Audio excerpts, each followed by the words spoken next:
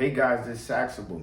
In this video, I'll be sharing an interview between Charlie Parker and Paul Desmond. Paul Desmond actually interviews Charlie Parker. This interview is from 1954. Charlie Parker is one of my favorite saxophonists.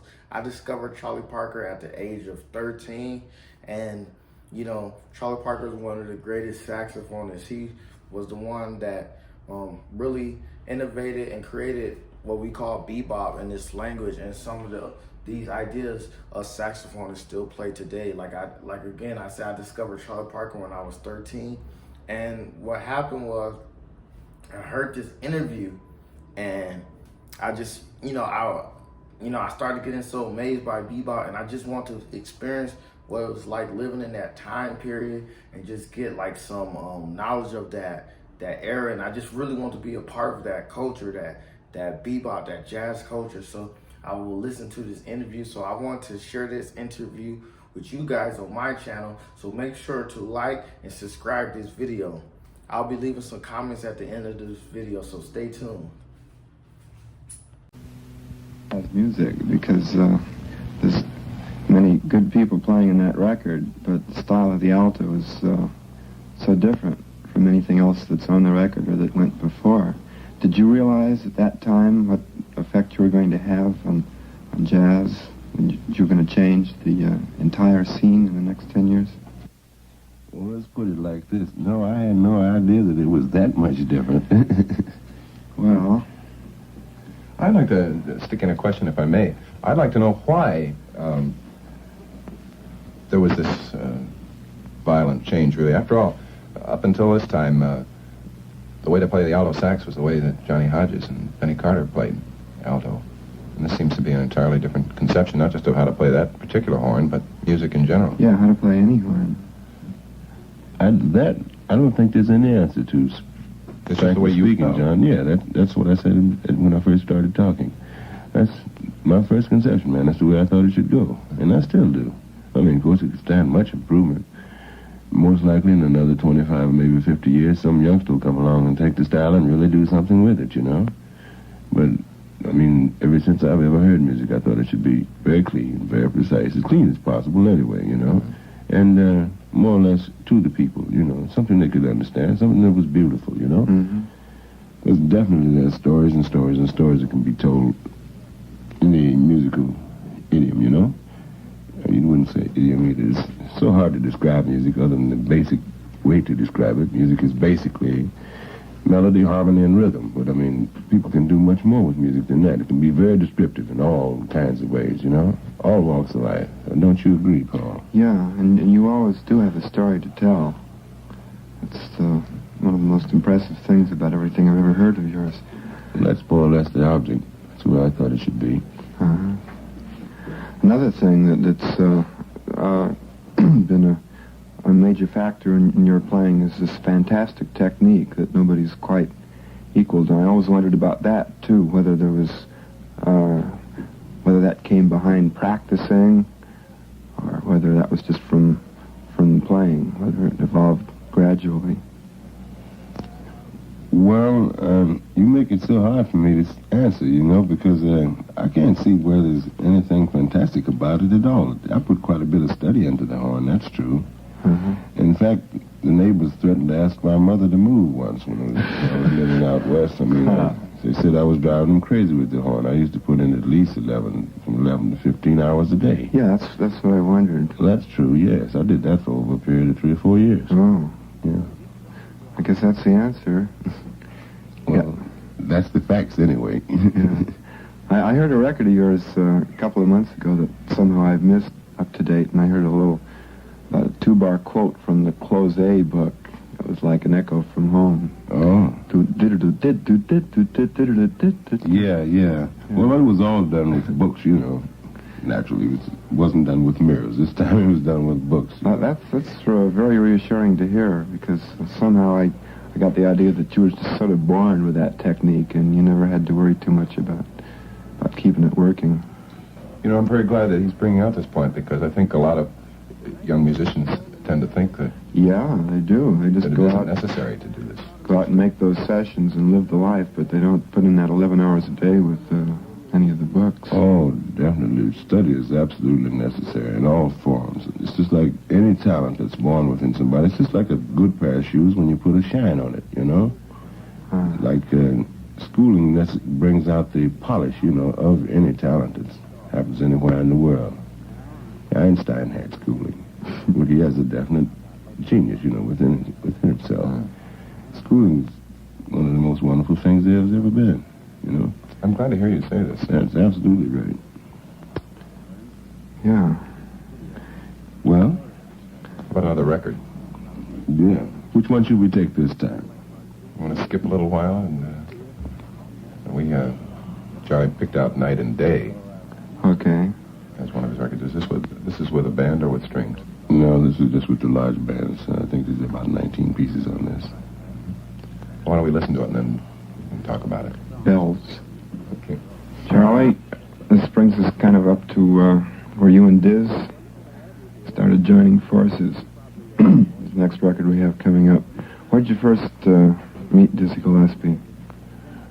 Well, the first time, our official meeting, I might say, was on the bandstand at Savoy Ballroom in New York City in 1939. When McShann's band first came to New York. I'd been to New York previously, but I went back west and rejoined the band and came back to New York with it. Dizzy came by one night. I think at the time he was working with Cab Calloway's band. And he sat in the band, and I was quite fascinated with the fellow. And we became very good friends, and until this day we are, you know? Mm-hmm. But that was the first time I ever had the pleasure to meet Dizzy Gillespie. Well, was he playing the same way then, before he played with you? I don't remember precisely. I just know that he was playing what you might call in the vernacular of the streets, a buku of horn, you know? Buku? Yeah. Okay. You know, just like all of the horn packed up in once, you know? And we used to go around different places and jam together. We had quite a bit of fun in those days. And shortly after the McShann band went west again, I went out with them, and I came back to New York again. I found Dizzy again in the Earl Hines organization in 1941. And I joined the band with him. I was in New York, and we both stayed on the band about a year. It was Earl Hines, Dizzy Gillespie, Sarah Vaughan, Billy Eckstein, Gail Brockman, Thomas Crump, there was Shadow Wilson. Quite a few names that you'd recognize in the music world today, you know, on that band. It's quite a collection. And that band broke up in 41. In 42, Dizzy was in New York. He formed his own little combination in the Three Deuces, New York City. And I joined his band there. That's when these records you're about to play now, we made these in 42 in New York. Yeah. I guess the first time I heard that group was you came out to Billy Berg's. Oh, yes, but that was 45. That was later. We'll get to that. Okay. I'm just illustrating how far I was behind all this. Oh, don't be that way. Okay. Modesty will get you nowhere. I'm hip. So we spin this 1942 one? Yeah. Okay, this is a Groovin' High with Dizzy and Charlie. Some others. Yes. I guess was it Slam Stewart and Remo Palmieri, I guess. I don't Yes. know who was on piano. I think that was Clyde Hart. Yes, I think so. And Big Sid Catlett, Oh. deceased now. You said at that time New York was jumping in 42. Yeah, New York was, well, those were what you might call the good old days, you know, Paul? Oh, yeah. Gay youth. Tell me about it. Well, descriptively, just like I was going to say, gay youth, lack of funds. Listen to Grandfather Parker talking here. There was nothing to do but play, you know, and we had a lot of fun trying to play, you know. I did. Mm-hmm. Plenty of jam sessions. Meant much late hours. Plenty good food. Just nice, clean living, you know. Mm-hmm. But basically speaking, much poverty. Yeah. That's always good, too. No worries. It has its place, definitely, in life. Uh-huh. Oh. Would you like that sort of situation to have continued indefinitely? Well, whether I liked it or not, it really did, Paul. I'm glad it finally blew over of a sort. And I do mean of a sort. Oh. Yeah, I enjoy this a little much more, in fact, and have the pleasure to work with the same guys of a sort, and I've met other young fellows, you know, that come along. I enjoy working with them when I have the pleasure to. If I might say, you yourself, Paul. Oh, thanks, Charlie. Sure, I've had lots of fun working with you, man. It's a pleasure to know you. David Brubeck. Well, lots of other fellows have come along, you know, since that era, that particular era. That, I mean, it makes you feel that everything you did wasn't for naught, you know. That you really tried to prove something, and Well, man, you really proved it. you know. I think you did more than anybody in the last 10 years to leave a decisive mark in the history of jazz. Well, not yet, Paul, but I intend to. I'd like to study some more. I'm not quite through yet. I don't consider myself too old to learn. No, I know many people are watching you at the moment with the greatest of interest to see what you're going to come up with next in the next few years. Myself among the front row of them. And, well, what have you got in mind? What are you going to be doing? Well, seriously speaking, I mean, I'm going to try to go to Europe to study. I had the pleasure to meet one Edgar Varese in New York City. He's a classical composer from Europe. He's a Frenchman. Very nice fellow, and he wants to teach me. In fact, he wants to write for me, do some things for me for, you know, more or less on a serious basis, you know. Mm-hmm. And if he takes me over, I mean, after he finishes with me, I might have a chance to go to Académie de Musicale in Paris itself and study, you know. And, well, my prime interest still is learning to play music, you know. Would you study playing or composition or everything? I would study both. I never want to lose my horn. Yeah, you never should. That would be a catastrophe. I never want to do that. That wouldn't work. Uh-huh. Well, we're kind of getting ahead of the record sequence here, but it's been most fascinating. You want to say something about Miles Davis? Yeah, well, I'll tell you how I met Miles. In 1944, Billy Eckstein formed his own organization. Dizzy was on that band also. Lucky Thompson. It was Art Blakey. Oh, yeah. Tommy Potter. And a lot of other fellas. And last and least, yours truly. And modesty will get you nowhere, Charlie. I had the pleasure to meet Miles for the first time in St. Louis when he was a youngster. He was still going to school. Later on, he came to New York. He finished Juilliard. Miles did. He graduated from Juilliard. And at the time, I was just beginning to get my band together, you know, 5 pieces here and 5 pieces there. So I formed a band and took it into the Three Deuces for maybe 7 or 8 weeks. And at the time, Dizzy, after the Eckstein organization broke up, Dizzy was about to form his own band. There were so many things taking place then. I mean, it's hard to describe it because it happened in a matter of months. Nevertheless, I went to California in 1945 with Dizzy after I broke up my band, the first band I had. And I came back again to New York in 47, the early part of 47. And that's when I decided to have a band of my own permanently. And Miles was in my original band. I had Miles, I had Max, I had Tommy Potter, and Al Haig in my band. Mm-hmm. Another band I had Stan Levy, I had Curly Russell, I had Miles, and George Wellington. Yeah. But I think you have a record out there that one of the records will be made with Max and Miles, I think, and yours truly, Tommy, and Duke Jordan. What is it? I think it's perhaps, is it not so? Right. Well, this came along in the years of, say, 46, 47. Wasn't that interview amazing? Like, when I was 13, I used to listen to that over and over and over again. So I wanted to make a video about that for my YouTube channel. So I want to talk about some things that Charlie Parker talked about that really stuck with me. And one of the things he said was he didn't know how different he was from all the other alto saxophone players in his time.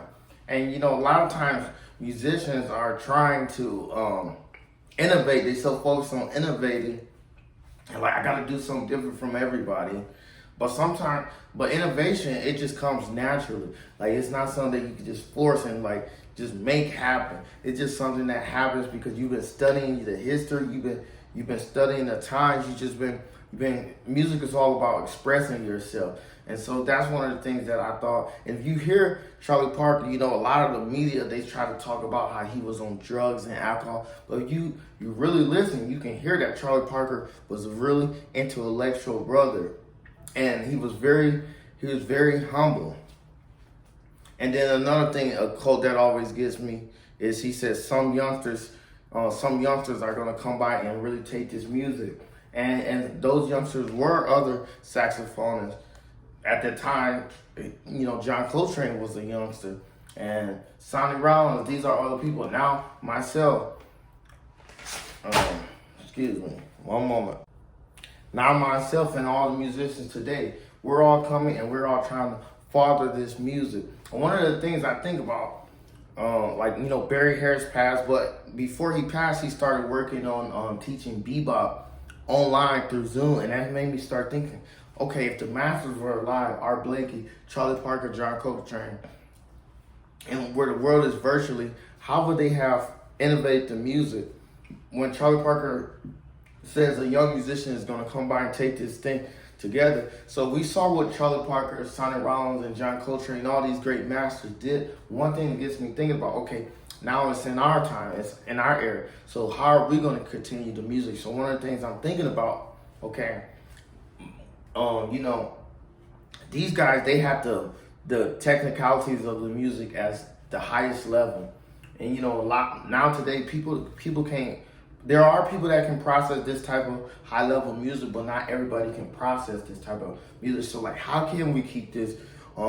Our era is about content, so that's why I'm creating content. So I want to take the things that Charlie Parker and these masters did, like these youngsters that he said. So right now it's my time. I'm one of the youngsters, and then someday, 100 years from now, somebody be carrying on my legacy, and we're gonna keep the music going.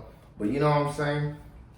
So right now I'm producing content. I'm putting out as much content, and we're remixing these interviews. Let's see, what was another thing I want to talk about? Oh, okay, so another thing that stuck with me, he was talking about his practicing technique. How people think, oh, Charlie Parker was just like you know, how he said that people just think that he just, you know, was able to play a million notes and had this perfect technique. But like, you know, you have to really practice these things. And to be honest, guys, like when I was in high school and elementary, I used to practice just like Charlie Parker, 12 hours in a day. And that's why I have the technique to be able to do some of the things I can do right now. But the thing is, now that we're coming in the virtual era, one of the things I'm trying to talk about is like, I'm trying to figure out the perfect balance between, you know, perfect balance between practicing my art form and producing content in the social media area. Because right now, it's to me, it's very hard, because the thing is, in today's time, we have to produce the videos. We basically, the musician has to wear all the hats. We have to fund ourselves. We have to promote ourselves. We have to learn how to edit these videos. We have to learn YouTube SEO. We have to learn finance. So many different things. So it makes me think, like, how can a musician become on the level of Charlie Parker when you have to do so many things? But it's all about finding that balance. So I'm really happy that I studied this music at such a young level, because like right now I'm in my business phase. I'm trying to get my business to the next level. And to be honest, it's hard to practice bebop. Bebop is something that takes 12, 14 hours. You got to take it through all 12 keys and do all these different things. But one of the things is like, how can I practice these type of things? How can I practice these type of things when I have to do so many different things? You know, I have to wear all the hats and I have to do all these different things. Like, you know, a lot of people, after they build it up, they hire people to do these different things. You know, they say hire people to do your weakness. But right now, in the era we're in, we have to wear all the hats. That's why I think musicians today don't get enough credit. Now, if you listen, he said he thinks music should be beautiful, precise, you know, something that the people can listen to. So, and today, and some of the people can relate. So today, you know, a lot of people don't understand bebop. You just walk on a song and you know, hear Dizzy Gillespie bebop or Crazy Solo. a lot of people can't process all these. The average person can't process all these notes. So one of the things is, right, guys, you know, we still have to find ways to keep this language, this bebop language. So one of the things I do today is I'm playing bebop and different things, but I'm still incorporating these type of things over hip hop songs. And if you think about, Charlie Parker said music is, what he say, melody, harmony, and rhythm, and a lot of other things. And if you think about that, look who came by years later, Ornette Coleman, and how he innovated free jazz. This type of things are amazing. And another thing, that's what he said, 1942 was the good days. Well, it is 2023 and we're still talking about Charlie Parker. And are we in the good days? I don't know. Let me know down in the comments. So, and the last thing I want to talk about is how he said that, I think he was in this, I don't know the age, he was in the 30s. The Jazz Police will leave that in the comments too, because you know these Jazz Police gonna come, oh, he was this age, and all the technicalities, all the Jazz Police. So Jazz Police, this is the time to comment. Let me know the exact age that Charlie Parker did in this video. But he said he was trying to keep learning.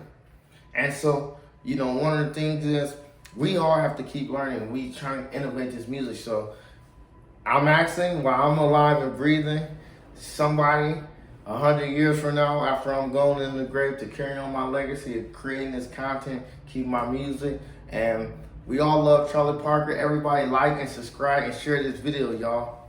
Peace. If you want more videos like this, also let me know.